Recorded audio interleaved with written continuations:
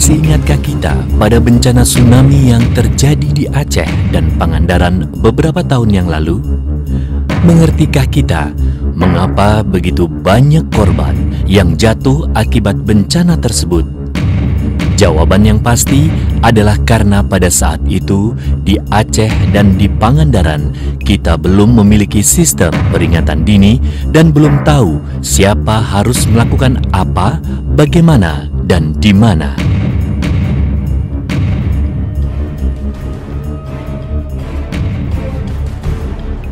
Saat ini, pemerintah kita telah membangun sistem peringatan dini tsunami yang dapat memperingatkan kita, khususnya masyarakat di daerah pesisir, untuk menghindari bahaya tsunami yang bisa datang dalam hitungan menit setelah gempa. Pertanyaan berikutnya adalah, siapkah kita menerima peringatan itu? Tahukah kita apa yang harus kita lakukan? Mengertikah kita apa yang menjadi tanggung jawab kita pada saat tsunami akan datang, pada saat tsunami terjadi, dan setelah bencana tsunami terjadi?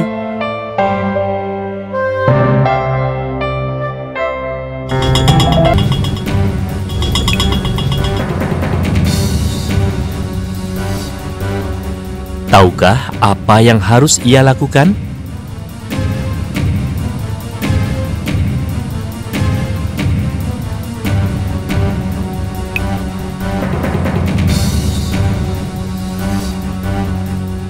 Bisakah ia dengan cepat mengambil keputusan?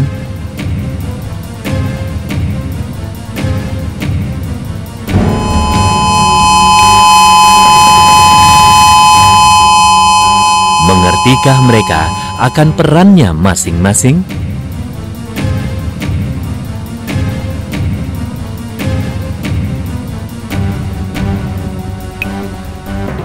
Tahukah apa yang harus mereka lakukan? Harus kemana mereka? Apa yang bisa mereka bawa? Bagaimana mereka harus menyelamatkan diri?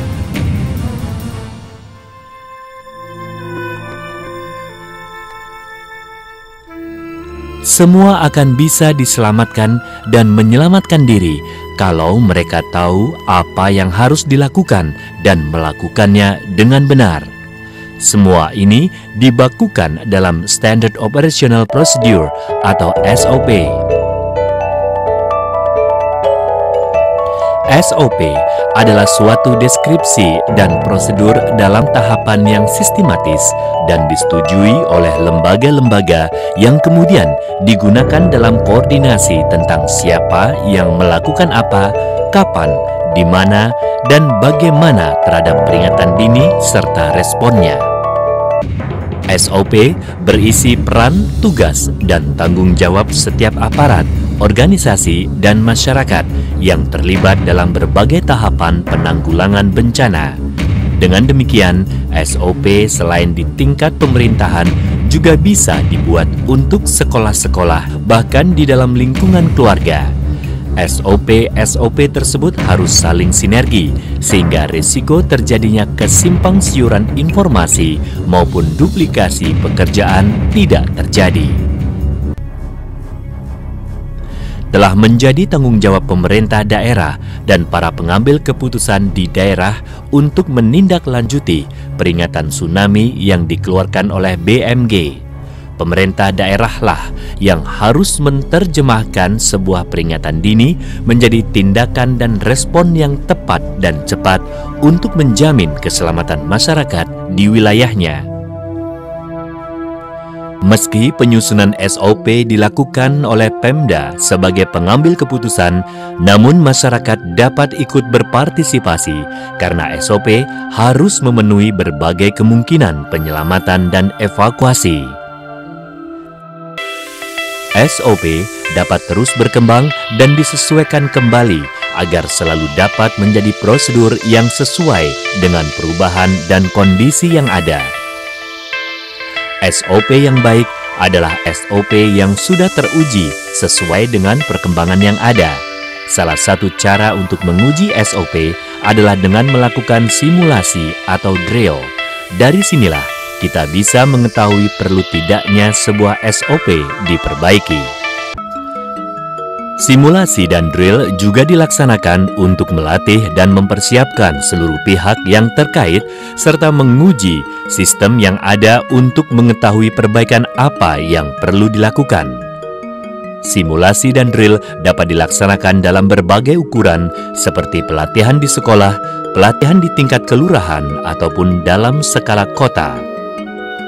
Untuk melakukan simulasi dan drill diperlukan perencanaan yang matang seperti pembentukan tim kerja, menetapkan tujuan dan hasil yang diharapkan, menentukan tempat dan metode, serta target peserta simulasi ini.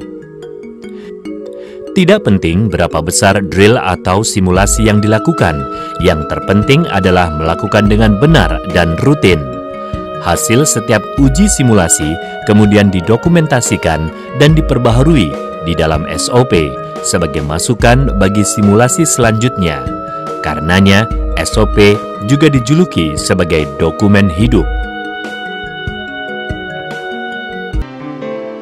Simulasi dan drill ini menutup lingkaran peringatan dini tsunami yang mencakup uji terhadap sistem peringatan dini yang dibangun, uji terhadap kesiapsiagaan masyarakat, serta uji terhadap SOP yang disepakati. Ujian inilah yang akan menentukan bagaimana kita bereaksi dalam 10 menit kehidupan pada saat bencana tsunami tiba di depan mata kita.